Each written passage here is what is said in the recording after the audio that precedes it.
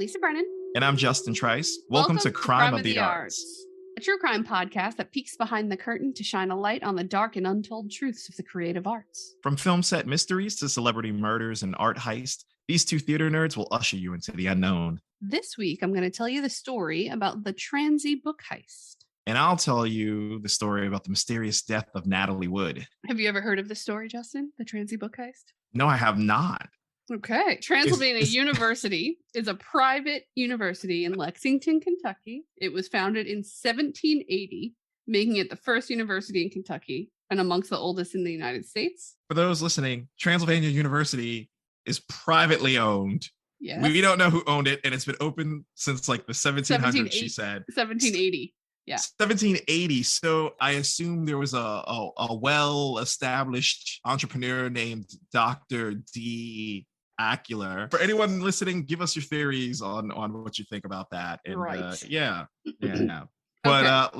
let's get to the nitty-gritty here. Okay. Let's dive in. We're going to be taking a closer look at the mysterious death of movie star Natalie Wood and the mysterious circumstances surrounding her passing. For those of you who don't know, Natalie Wood was a very, very famous movie star that started in show business as a child actress in the 1940s before eventually becoming an adult actress in a later part of her life. We're talking about she started as a child actress. I feel like every child, doesn't matter what generation you're from, we've all seen Miracle on 34th Street. Oh, hell yeah. You know, the black and white film. That was her. Yeah. She was the little girl. That's what started sending her into Hollywood fame. That movie is Christmas iconic, and how could you not? Exactly. I feel like I still watch it each year. It's great. I mean, she just was such a natural talent. It's predominantly her the entire film, and she just has a great presence. As she rose to stardom back in the 50s and 60s, she was able to make a name for herself through other several hit movies in that era. And I mean, the hits just kept coming with her.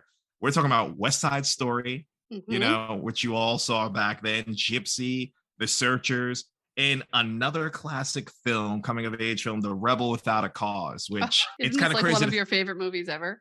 It is one of my favorite. I do own it. I own both versions. I own it in black and white. I own it in color because, like, you know, James Dean, he was iconic in itself for his short-lived life, but you had Sal Mineo, you had her, which in retrospect is crazy because all three of these people died of tragic events. Maybe that film was cursed. Maybe we'll talk about that another time. Maybe. But in the early 70s, she went into semi-retirement before returning back to the limelight and all of that, finding more success in television. She made the switch. Along with several other movies that she appeared in during that time leading up to her death. The events surrounding her passing occurred around the time that she was taking vacation near the coast of the Catalina Islands while she was in the middle of filming this movie called Brainstorm with Christopher Walken. So this was like in the 80s. Do your best, Christopher Walken. What do you got, Justin? I was never really good at Christopher Walken. I'm gonna go with The Simpsons when they had him on there and he was reading Good Night, Moon. Good night, Moon. Scooch a little closer. Don't make me ask you again. Not good. I told you it's not good. I can't do a Christopher Walken. Maybe The Dead Zone. The ice is gonna break. That's like, better. That's all better. I got. That's why I'm terrible at it. I'm terrible. I'm great at impersonations, but not him. He's a hard dude. More cowbell. Yeah, he needs more cowbell. Yeah. Cowbell. So none of us can do it. Please send in your Christopher Walken impersonation. Yeah.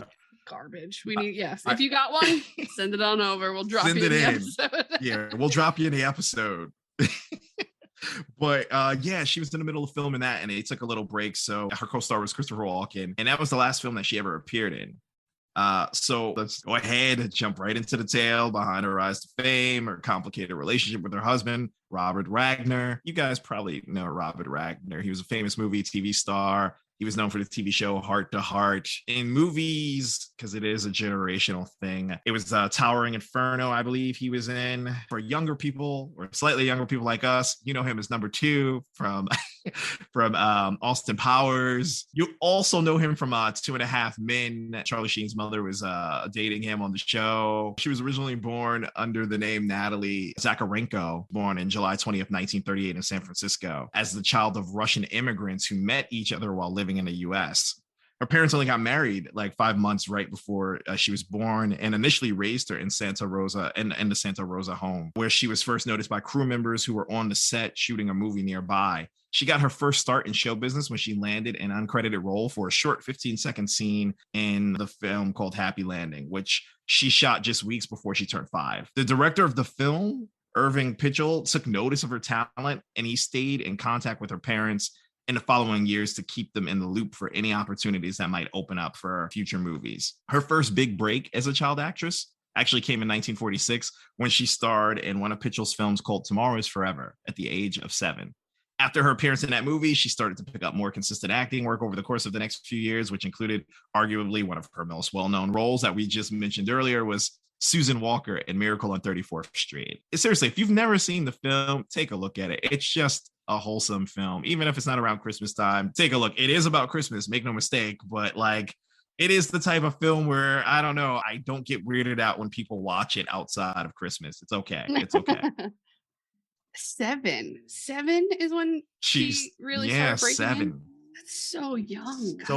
So young. That's when she started to already be launched into like fame at that level. No one knows what to do with that. She doesn't. Her parents don't. Adults don't know. Adults don't know what to do with that. 7-year-olds certainly don't. I think of like Millie Bobby Brown. She became famous overnight, and she was so young. And I mean, I feel like even she didn't know what to do with that. I feel like they talk about that all the time, and it's a surreal thing. Like I don't know. Was there when she was young? Did they kind of hypersexualize her? Like they've done Shirley Temple and not that really. When she was around that age, she got out unscathed then, I guess. Well, not too unscathed, because if you read her biography or things like that, she had stated before that when she was around 16, 17, by the time she hit that age, I mean, you're getting hypersexualized. She had stated or alleged that Kirk Douglas had, sexually assaulted her. If you don't know who Kirk Douglas is, I mean, he owned the 50s, 60s, 70s. His son is Michael Douglas, but Kirk Douglas was you know him from Spartacus. You know him from quite a few other things. But yes, that claim was made before. And unfortunately, it wasn't followed into, it wasn't looked into. Nothing happened to Kirk Douglas, obviously. Yeah. I mean, you hear all these young female actresses like Drew Barrymore, they all have stories, especially when this Me Too movement came out. A lot of those stories really came out into the open. She got away with not being hypersexualized for some time, but clearly Skeevy Hollywood stuff was still going down. And that, probably set her on the path that she got to with her future husband. And we'll get into that in a minute. But after Miracle on 34th Street, she became a teenager. She started doing a lot of TV shows. She starred in The Pride of the Family. And then her first real film that transitioned her out of being the child actress was that coming of age drama Rebel Without a Cause, which was in 1955. That's when everyone's looking at her like, oh, she's a young woman. The success of that film brought her into the spotlight, and she even won her first Golden Globe as a result of that performance. And then from there, Natalie was able to go more adult roles and quickly ascend to superstardom as a celebrity actress, landing multiple different roles in various movies over the years. One of her most recognized roles that she's ever done was Maria in West Side Story, which is still considered to be her best film to date. It's amazing. I watched that movie when I was a child. I mean, over and over and over again. as did I. It was just one hell of a film. And, the Steven Spielberg reboot's not that bad either, but I still prefer the 1961 West Side Story. The most recent reboot? Is that what you're talking about? The most recent one's not bad. It's not bad, but I'm not jumping for joy over it. They've made quite a few changes. It is what it is. It's still entertaining. It's funny because in casting, their new Maria has some qualities that Natalie Wood also had within that film. So I see the similarities. He still wanted to capture that. Like, it's so imprinted, Natalie Wood's performance, that he's like, I need to kind of capture that again. So yeah, she began to reach the peak of her stardom during the majority of the 60s, but was still able to land different roles throughout the 70s and even early 80s before she passed away. Now, it was in the middle of that rise to fame when she first got married to Robert Wagner. And again, you may know him from Towering Inferno. Those from an older generation, you may know him from the classic show Heart to Heart, which he was the star in. Later on, like I said, he did a lot of random movie cameos, like number 2 for Austin Powers. He was in a movie Wild Things with Neve Campbell and Denise Richards. Like, he was in a lot of stuff. And again, 2.5 Men. You've seen him come back to TV as a boyfriend to Charlie Sheen's mother. But yeah, she got married to Robert Wagner back in December of 1957. And at the time of their first marriage, she was only 19. He was 27, she was 19. And their marriage together was, you probably figured it out by now, very troubled from the start. Okay. Very troubled. Tumultuous. Not even 5 years after they had gotten married, the couple had publicly announced in a joint press release, end of April 62, they're donezo. They're done. Both Natalie and Robert ended up remarrying the different people after they had completely divorced. Natalie went on to marry British producer Richard Gregson, who she had her first daughter, Natasha, with, but the marriage itself only lasted 3 years, ending in 1972. Robert got married to another actress named Marion Marshall for 8 years, and they had a child together as well before divorcing in 1970. Now, he was also briefly engaged to Tina Sinatra, the daughter of famous musician Frank Sinatra. Frank Sinatra's daughter? Frank Sinatra's daughter. So again, his memoirs, what he was talking about, yeah. He had time Can you to be imagine married. going on a date with Frank Sinatra's daughter? He'd be like, listen, I got that's kind of crazy. cement shoes. I got these old I can't even picture it. But you had time for an 8-year marriage and you had time to be engaged to Tina Sinatra. I mean, the standards and expectations of an engagement could be days. True. For this man. True. Very true. So yeah, he was engaged to her for 2 years before that ended, and he started rekindling his previous romance with Natalie again. Yikes. Oh my goodness. So eventually, Natalie and Robert end up giving the relationship one more chance, and they got married a second time in 1972. So that's why in my head, the tone and everything I said, I'm like, man, these people that got married to other people, these people that got married back. Just date. Like, whatever. You don't need to go through a second marriage. I don't know. It always blows my mind when people do this. It blows my mind too, because it just keeps happening more and more. And I'm just like, what's the point? At this point, just stay separate legally, especially from a business perspective. Like, you guys were married before, you both were superstars, you were divorced. Do you really want to go through that potentially again? And how much are you willing to lose of your stuff? Right. Like, I lost half and then I lost another half to the same person. Like that shit's crazy to me. I don't know. But yeah, they got married twice again. Yep. 1972 was the second time. Okay. And then through their second marriage, hold on a second. Hold on. They got divorced in 62. Yeah, they got divorced in 62. He dated someone later, for 8 years and was engaged for 2. And then he got married to her. That's 10 years from his divorce. He just went immediately. Well, he was married for 8, right? And then he got engaged for 2. Yeah, that's 10 years. So what? Do they just get back together and be like, let's get married again? They're just like reunited, and it feels so good. Or that leads. I don't know. That leads me to believe, maybe they never lost touch. Maybe he kept talking to her, or maybe he groomed her too. But that's aggressive. 10 years. Fast time frame. Let's get it done. Three potential marriages in 10 years. And one of them lasted 8 of those years. I mean, that's okay. Go ahead. That's crazy. That's crazy. So yeah, they ultimately had a child together named Courtney, and spent Natalie's remaining years married together. Although they were both willing to try their hands at marriage again at the time, it was said that Robert still continued to have extramarital affairs, surprise, with other women during their second marriage together. However, the couple chose to stay together for nearly a decade before the events that led up to Natalie's death. So while she was in the process of shooting this film called Brainstorm, co-starring Christopher Walken, who at the time was top of his superstardom as well, Natalie decided to take a holiday break and take a short weekend trip to Santa Catalina Island using her husband's boat, Splendor. The name of the boat is called Splendor. And at the time, she was joined by Robert, her husband. And like I said, Christopher Walken was on there, and because he was her co-star at the time. Yeah, but like nothing like going on vacation and bringing your buddy and your husband. It's like, yeah, again, strange. People, that is a little strange in itself. And some people speculated later on that I'm sure she could have had something going on with Christopher Walken during filming. Mm-hmm. Maybe that was never confirmed nor denied. Maybe all 3 of them. That too. I was like, maybe all 3 of them. Just the way things were going. I don't know. Also, the captain of the boat was with them Dennis Davern, and I'm going to talk about him in a little bit later too. Like to this day, nobody's really sure how she ended up falling overboard from the ship. But at 8 a.m. on November 29th, 1981, her body was discovered near the coast of Catalina Island, dead in water. When they recovered her body, authorities were able to identify bruises on her arms and body, along with a noticeable abrasion on her left cheek. So bruises on your arms would be defensive wounds, you would think. Possibly, because this is a boat now too. I don't know if you were to fall off, the manner that you fall off. Are you hitting anything on this yacht? Are you hitting the side of anything? And stuff, depending on where you can hit the railing. You can possibly hit rocks.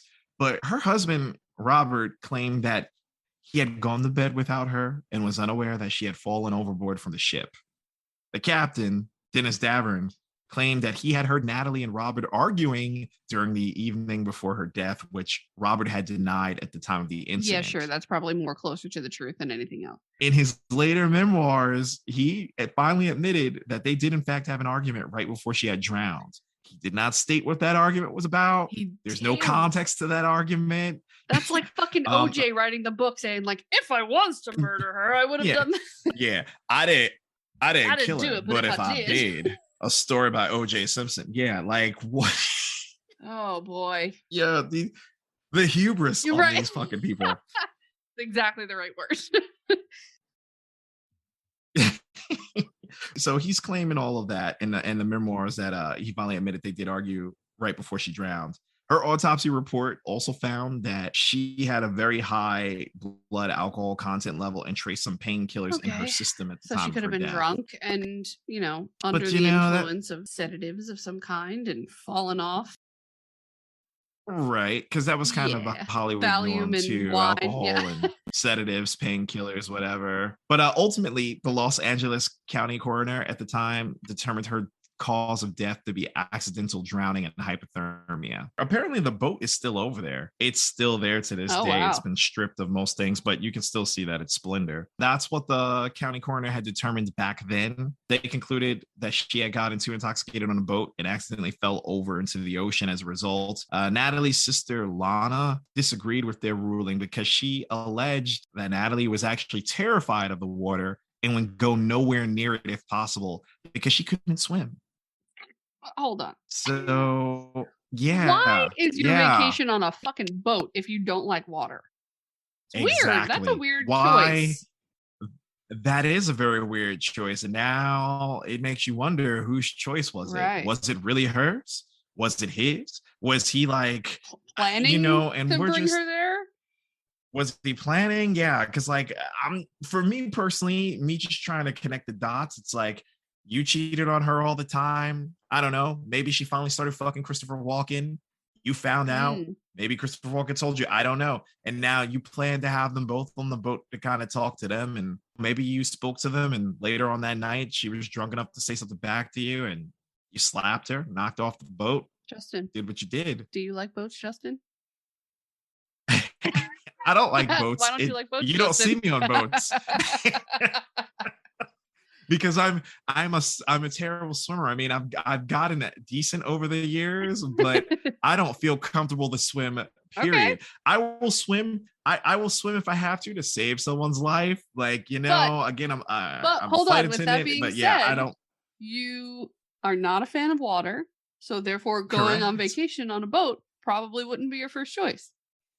Oh yeah, absolutely not. It's always my last choice, and even talking about vacations now, we always come up with cruise is always on the talk, and I'm like, all right, well, a cruise could be cool, but I just need to make sure there's several levels to the boat deck, and I need to make sure there's enough lifeboats. I'm good. I just I don't even know if I'm seasick yet. But again, if you're not into water or if you're not into boats, you wouldn't be on a fucking boat. So end of story.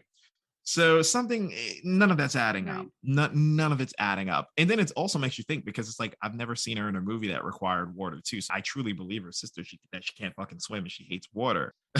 So just crazy to me. It's all crazy to me. And I'm inclined to believe her sister over the people who are on the boat anyway. Agreed.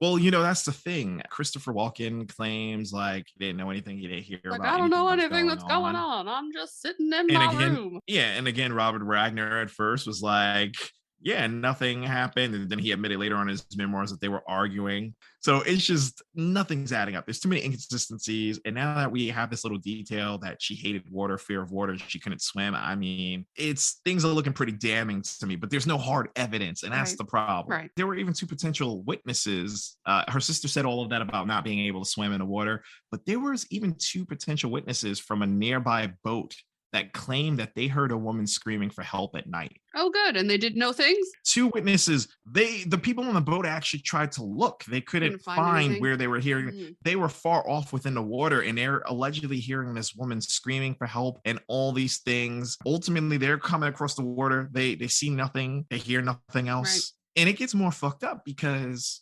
allegedly, once Robert realizes she's missing, because remember, his initial story was like, I didn't hear anything. I wasn't there. Now he says they were arguing before she fell off the boat. Initially, what happened is when all three of them, Walken, the captain, Wagner, whenever they quote unquote discovered she was not on this boat, the natural instinct would be what? To go search for her, right? Yeah. Let's fucking look for her. Where is her body? Well, we got to find her. We got to report this to maybe the sheriff. We got to report these things. Robert Wagner had insisted for the first 2 hours that they noticed she wasn't there, he insisted that they don't contact the sheriff or they don't try to find her. I guess he was in shock and he's thinking maybe she took a little raft out or maybe she's doing some night swimming. Like, I don't know what the fuck he thought, but he chose to withhold searching the first 2 hours for her. The first 2 hours, I mean, especially if she was intoxicated. The most critical. Right, yeah, exactly.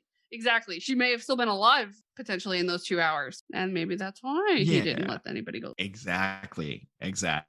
So there's a majority of conspiracy theories surrounding her death, and they all point to Robert being the main culprit in the murder due to their close relationship together. He allegedly, like I said, refused for 2.5 hours when she was found missing to search. Cute.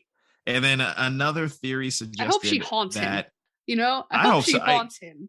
Because if my husband didn't come looking for me for 2.5 fucking hours if I fell overboard on a boat, you better start blaming somebody. 2.5. Truth be told, I hope she's haunting everybody on that damn boat. I hope Christopher Walken's getting haunted. I hope the captain's getting haunted. I hope everybody was getting haunted, straight up. Another theory suggested that Natalie was flirting with her then co-star Christopher Walken while on the boat. Robert got jealous because of it. They claim that the investigation into her death was nearly non-existent as they spent very little looking into her death before the case was reopened again in 2011. 2011. From when? She died.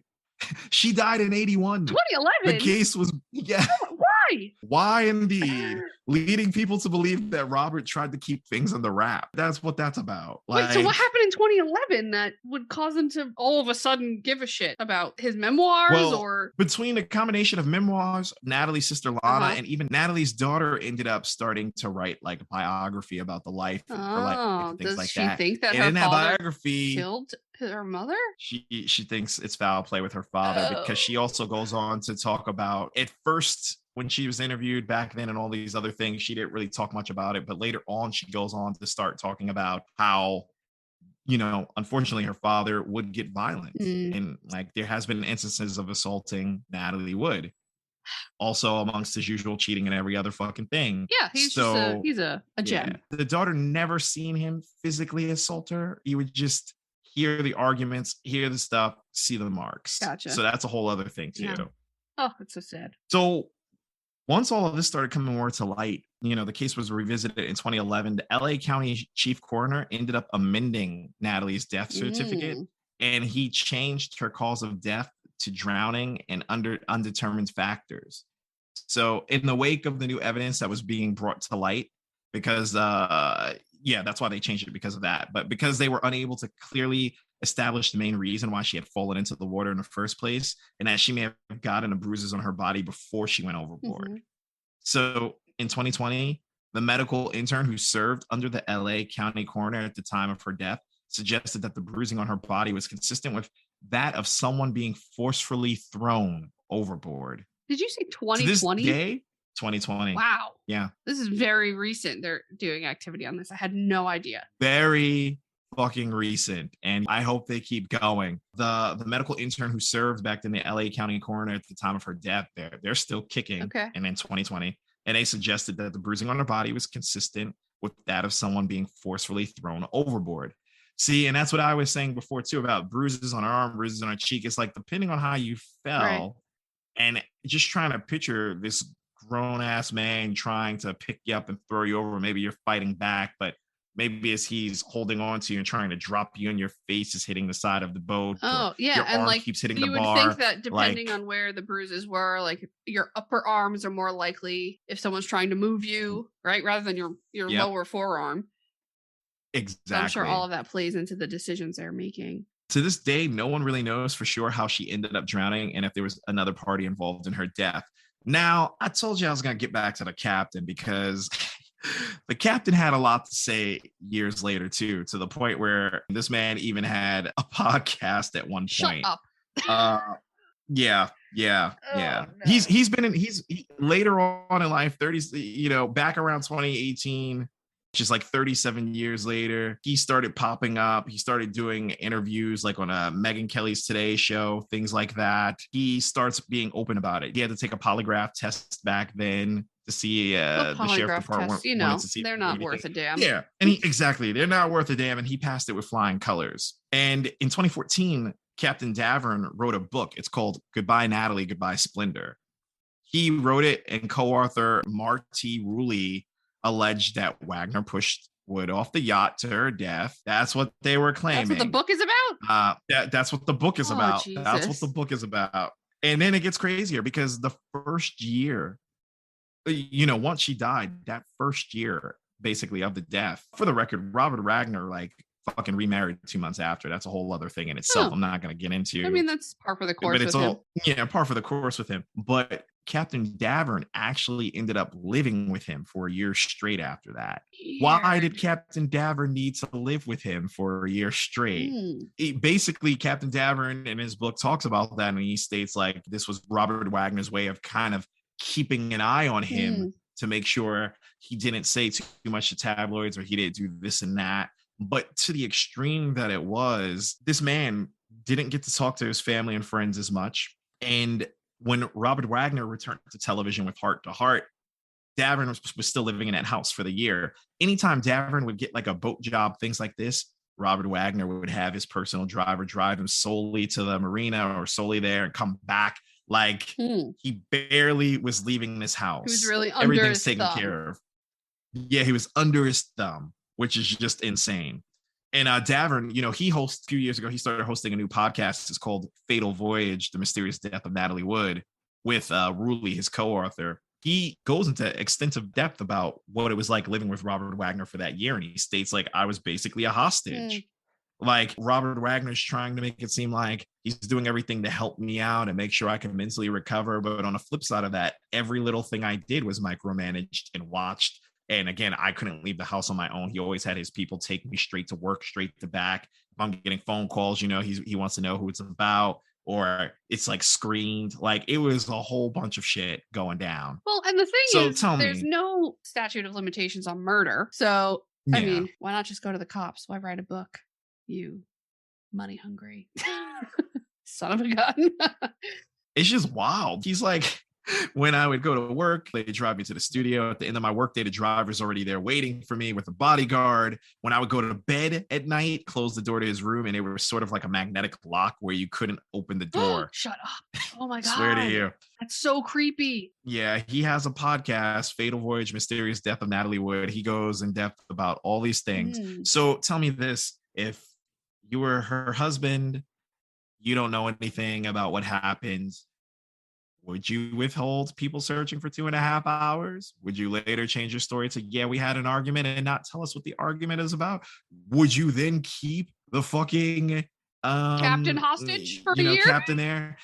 And not for nothing, Christopher Walken never talks about the fucking subject. I mean, me personally, I kind of feel Robert Wagner probably called them both out at the same time. They were both there. They started arguing. Maybe Christopher Walken was casually sitting there, and then he witnessed Robert Wagner basically throw this bitch overboard. That's what I feel like. And I feel like Robert Wagner's like, listen, it's just you and me here. Keep our stories together. You could still have your career and your life. Right. Like, that's how I feel about it. And I do enjoy Christopher Walken as an actor. I truly do. But whenever I watch this man in a project, and it's no exaggeration, anytime I see him in a project, I always go within a millisecond. I'm like, He knows what happened. man, the whole Natalie Wood thing. Yeah, he knows what happened. He knows what happened. I feel like, and I don't understand why the investigation, they never really pushed on him. But again, they don't have proof. They don't have evidence. If he's saying he was asleep and Robert Wagner's defending him, then I guess it is what it is. But at the end of the day, these people, you might get away with this. You really might. In time, it's all going to come to light. But like, you have a bigger issue. You're all pushing that age. You're going to meet your maker soon. The real question is, what's going to happen when that goes down? Like, you know what you did. Well, and the thing too, the amount of stress you must be under. If you are a murderer and you've gone almost 40 something years now untouched. I mean, he seems pretty paranoid the first year after, right? And 1 year is nothing. Correct. So imagine the paranoia that he's lived with for the last 40 years if he did murder her. It's crazy. But I mean, that's all I really got on it. It's said that those closest to us are the most susceptible to committing crimes. And you hear that all the time, such as physical abuse. Always the husband, always the best friend. But yeah, you hear about these committing crimes such as physical abuse and murder. Basically, there's no difference for entertainers. While it may seem like they are above the law compared to everyday people, it's important that these cases receive the same amount of attention so that the culprits involved can be brought to justice. Although hard evidence is required to make the right determination, there are often signs that point to certain events leading up to a particular crime. So we're here to bring you all the details behind these stories and shed some light on the facts of the tale to make people more aware of the sequence of events behind the crimes related to their favorite entertainers. That's agreed. You guys decide. And again, reach out to us on all our social media stuff, or our website, or email us. What do you think? We want to hear what you guys think. We want to hear who you think is responsible. We want to hear what you think should be done. Yeah, I'm very intrigued by the fact that this is still being investigated. That's great. It's amazing. Yeah, it's great. And every day forensics and everything gets better and better. Technology gets better and better. One day it could be like 2 years from now, they could determine the exact angles or exact markings of what caused what. It's all going to come together. So true that, bro. True that. Yeah, that's all I got. All right, well, I'm gonna lighten up the mood a little bit. All right. Yeah, let's go back to Transylvania University. Let's go to TU. Got Dracula as my jersey. Their mascot. Okay, many young people view their college years as a time for reinvention. Likely very few can imagine the type of transformation that sends 4 college students from a well-heeled suburban upbringing to an art heist so infamous that it became the subject of American Animals, a 2018 movie starring American Horror Story Evan Peters. I enjoyed that movie. Yeah, Evan Peters. And it is now the subject of a new episode of NBC's Super Heists. So you've seen American Animals. Ooh. Okay. Oh, I have. I actually really enjoyed that film, and I did not know it was based on a true story until near the end. I was like, shit, okay. Enter Spencer Reinhardt, Warren Lipka, Eric Borsk, and Charles Allen II, and they were all between the ages of 19 and 20 at the time our story takes place. So as a freshman art student at Transylvania University in 2003, Reinhardt toured the school's special collections library with a group of students. When did you graduate? 04? Yeah, 04. Yeah, I'm 05. So, I mean, we're relatively the same age as these people. So he learned that the multi-million-dollar collection of rare books included 4 double-sized folios of John James, the names, man. Audubon's names. Birds of America, containing illustrations of the famed naturalist and painter. A librarian noted during Reinhardt's tour that the school had sold a similar set of the books for $12 million a few years earlier. Expensive ass books. Tidbit. I think they're the most expensive books, right? And they're humongous. They're humongous, yeah. Yep. They weigh a lot. Yes, like 40 pounds each. Yeah.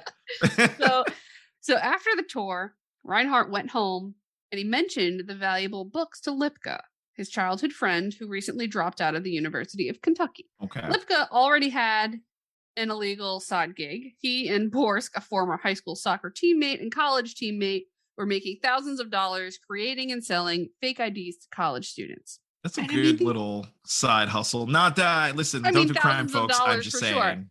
Sure. But these are like, hoity-toity, suburban kids who come from money. So they and probably feel a little untouchable. But that's what bugs me too about this whole thing, because I'm like, Yep. yeah, these kids come from well-established families. They're rich, Uh-huh. and is it that you're so bored you decide to create a scheme of doing what you're going to do with these books that you're going to get into?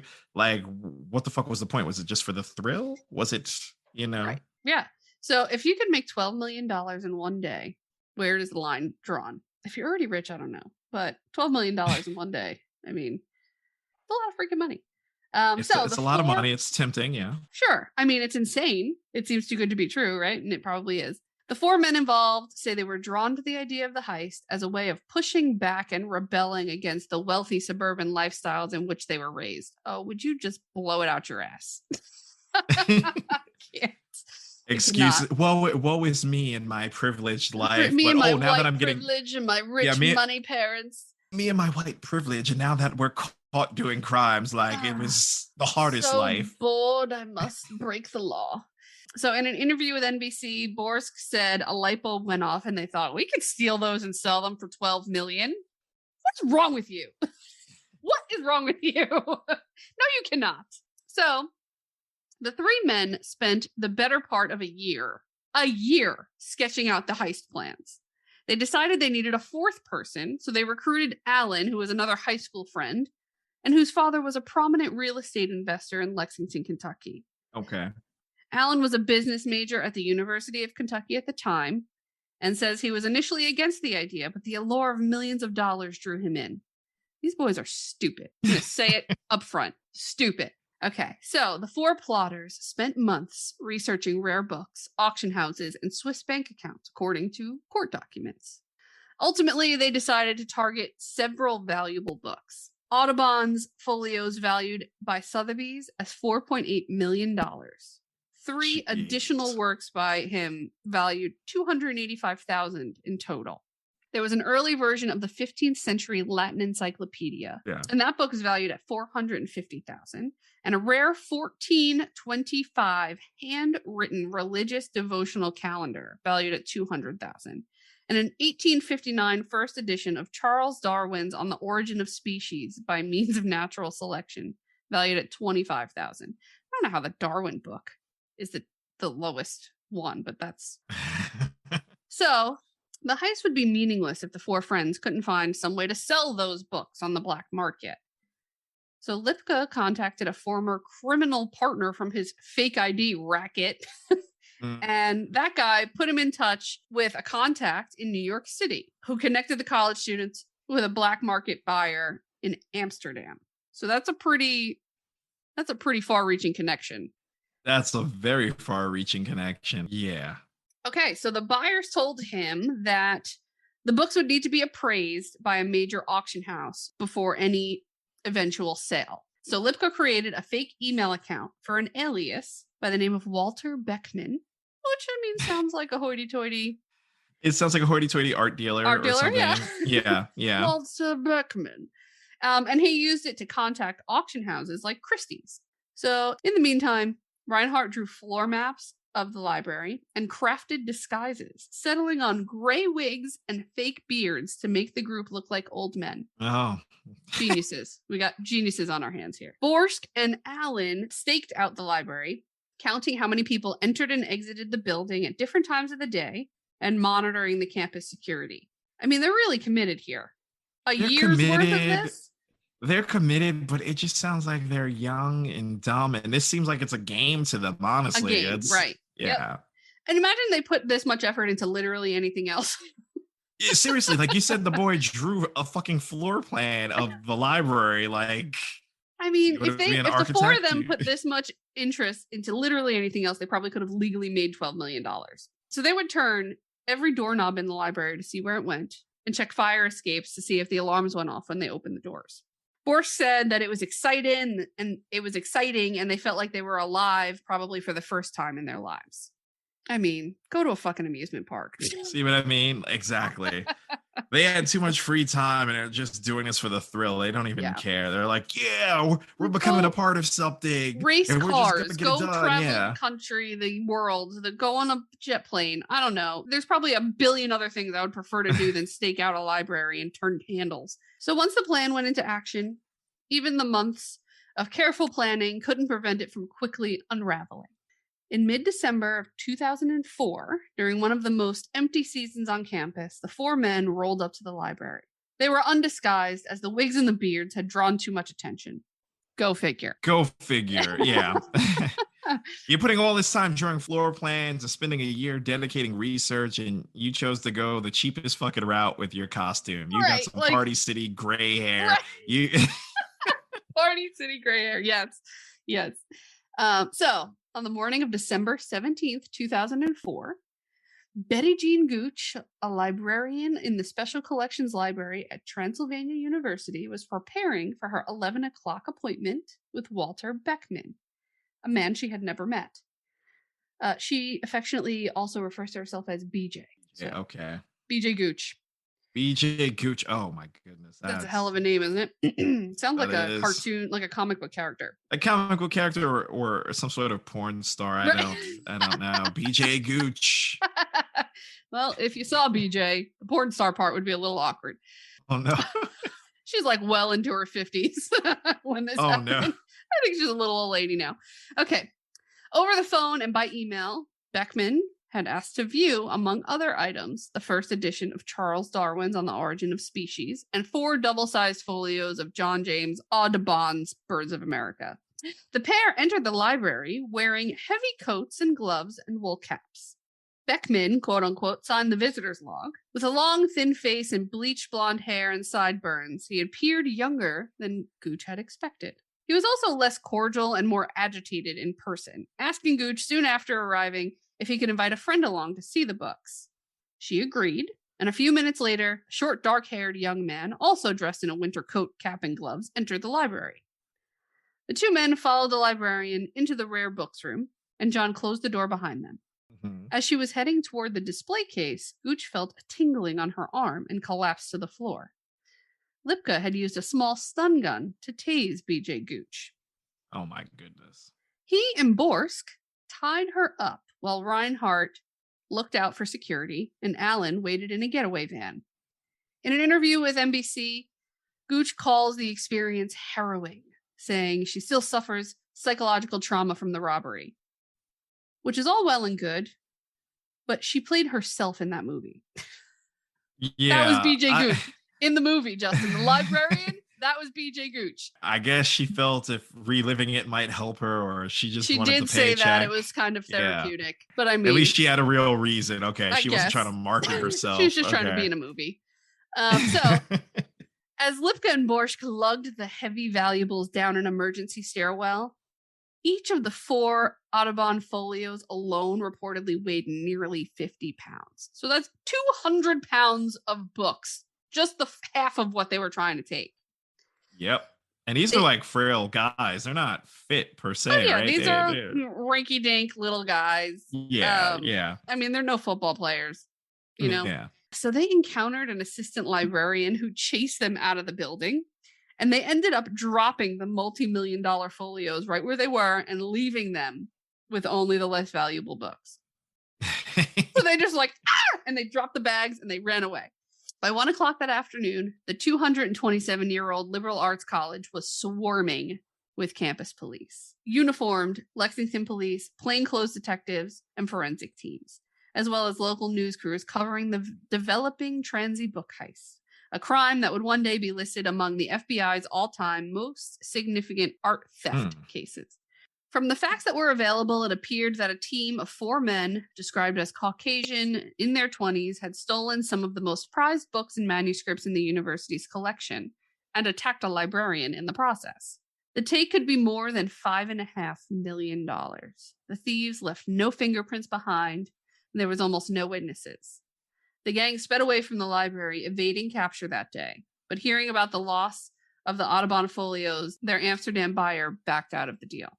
Oh So what? shit! Now they Here we just go. robbed this library. They got a bunch of books that weigh way too much, and they don't have anything to do with them. And they weren't smart enough to have a backup person or a backup plan to sell to. Well, So how did you not know that how heavy these books were? I that mean, if you too. look at pictures You of these books, they're like 4 feet tall. It looks like they're humongous. they're ginormous. Yeah, they're literally like 3.5 feet tall, 4 feet. And yet you did all this research for floor plans, blueprints, getting this done, Like you didn't orchestrating get a fake cart? name. A cart. But you A didn't get a library cart. cart? You didn't work out that whole year. You chose not to work out that whole fucking year. And on top of it, you didn't have a backup buyer. Like again, don't do crime, folks. If I were to do a crime, though, You'd be smarter than them. oh, I would. Listen. You already know me. Both of us we're very plan organized people. Like Yeah. if I'm coming up to you going, Lisa, I'm bored with life and I planned this heist, I'm gonna tell you like 7 different plans in 7 different scenarios to the point where you'll probably get annoyed and be like, listen, we have 8 plans already, Justin. Fine, That's Justin, just all stop. that we need. But no, I'm going full fucking Casa de Papel, money heist. I'm gonna go professor and I'm gonna make sure everything is taken care of for that reason. Y'all, Justin is the professor from Money Heist. If there was a role for you, dude, that's one of them. That's a great role. Okay. Yeah, and like they all acted as if they were like some Ocean's 11, cool swab, Yeah. but that was all in their heads. They were just a bunch of rich, dorky kids who didn't plan well at all. So here's the killer, okay? So the 4 men made an appointment with Christie's auction house in New York City, like they had originally planned.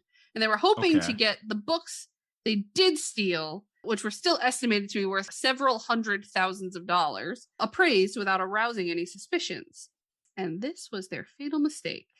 First, Lipka contacted Christie's using the same fake Walter Beckman email address that he used to set up the appointments with Gooch at the library. Oh boy. Stupid. So such a noob move. Right?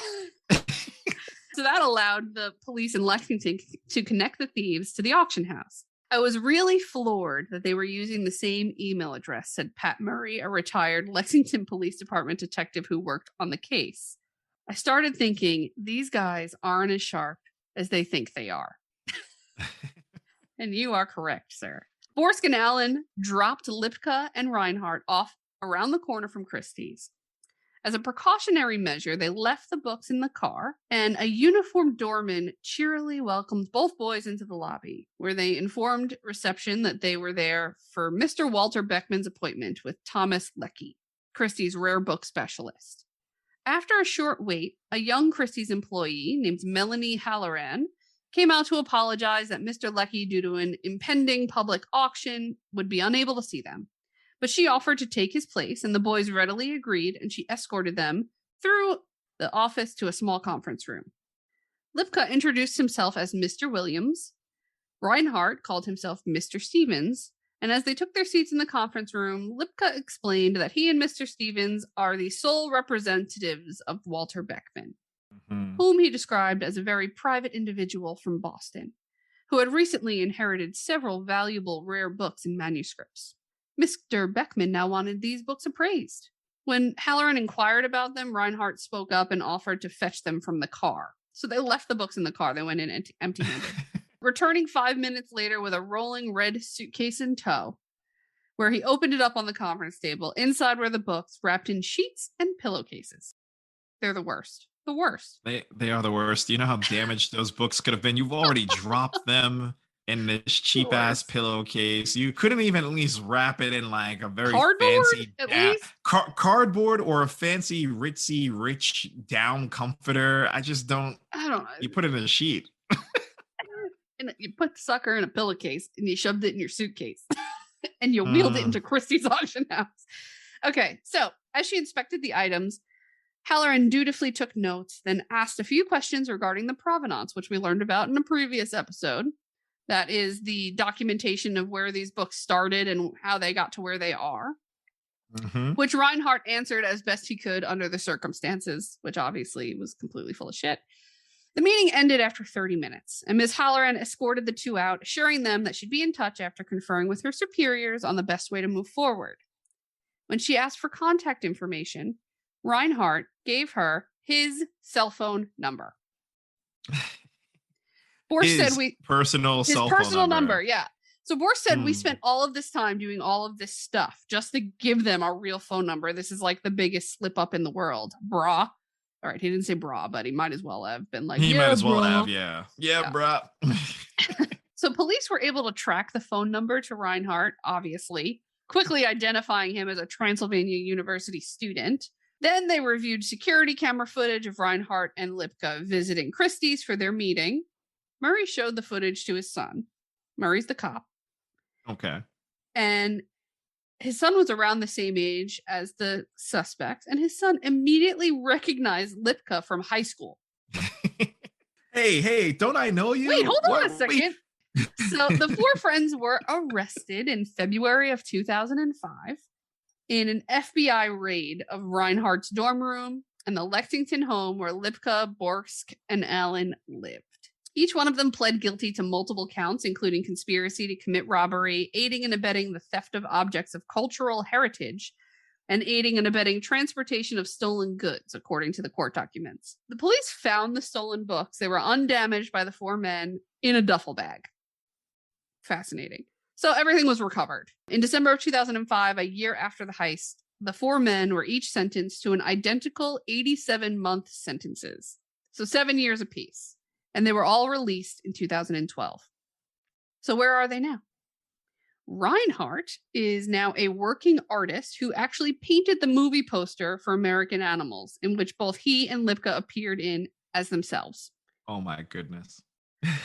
Lipka graduated from Temple University in 2018 with a master's degree in film studies, and his LinkedIn bio describes himself as a writer, storyteller, and prison reform advocate. Allen, who describes himself as an author, screenwriter, and transformation coach on Twitter, has penned multiple autobiographical books about his role in the heist and his time in prison. Borsk, also an author, wrote the 2018 book American Animals, a true crime memoir. Borsk said that he had 7 years in prison to reflect on what he calls a horrible experience that just changed his life completely. Still, he says he isn't sure he'd change the past, even if he could. Oh my goodness. I mean, first off, their sentences were very short. I expected nothing less, though, because they come from rich families. They had that money for good attorneys and defense.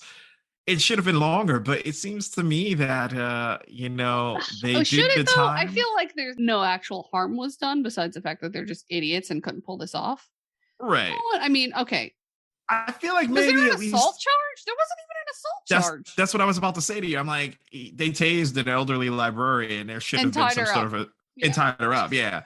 So that was magically thrown out. Poor and it BJ. seems to me that, poor BJ. It seems to me these guys, they did their time, but it seems they went on to graduate to become true conmen. Because look at what you said too. It's like one went on to get his film degree, and now he's over here advertising "quote unquote" prison reforming, but he's talking about how he's an excellent storyteller. He was the one who probably orchestrated the plan. And then you have the other ones that are just like. Well, the thing is, all of their careers now are based solely on monetizing their crime. Exactly. Yeah. All of their. So they've learned some more tricks while they were in prison, and now they're making money off of it. So Borsk said, "We did the robbery as a way to escape. I think we all knew that we wanted something different and we had to break away from where we were living. If we got away with it, we'd be in Europe living this crazy life like we were Ocean's 11 types. If not, we were going to get caught and it was going to be a crazy story." Oh my goodness. Yeah. So that's the story of the Transy book heist. One part Ocean's 11, one part Harold and Kumar, college students who had millions to gain and nothing to lose. The things that privilege can afford you, huh? Yeah, seriously. I'm just so bored with my life. And they had to have been smoking a lot of pot to just sit outside for hours and hours and stare at a library counting people, right? I feel like you have to be high to do that. I feel like you have to be high, but also, again, it's just crazy because it is like you said, there is a privilege there. Like, you were in an opportune position, good school. You were at a place in life where you had access to those books. Like, first off, regular fucking people would not have even known the existence of these books. Yep. They would not have been led around those books. You guys saw the opportunity there. You're like, we're gonna take it. Yep. And I do feel like they felt they could get away with the shit too. Like 100%. I do too. Yeah. Oh yeah, I do too. I think they really thought they were going to get away with it. Had those books not have been so heavy, they really, I mean, I'm sure they would have gotten caught because they did a lot of stupid shit, but they really could have gotten away with all of them had they planned better and gotten enough people to carry all those heavy books. I mean, 2 people with over 200 pounds worth of books is not going to cut it. Exactly.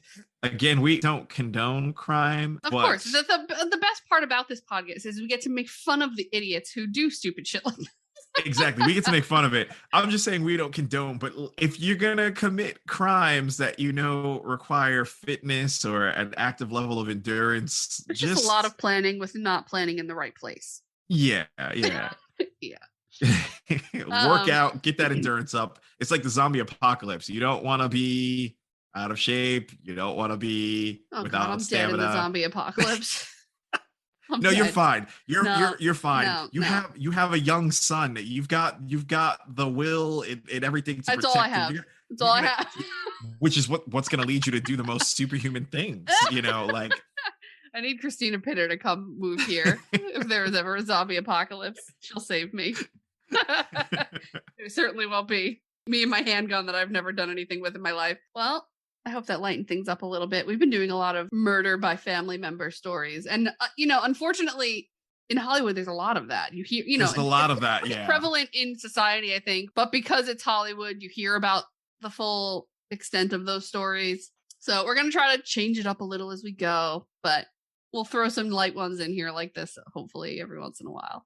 Exactly. We'll try to get a few more light ones in, or we'll try to make light in some dark situations. Of course. I mean, that's the whole point, right? We're never going to make fun of anyone for being murdered, but we'll make fun of the stupid things that the murderers might do, or robbers like this. When you look back at the history of the creative arts, it takes a lot of darkness to create the light the arts bring to the world.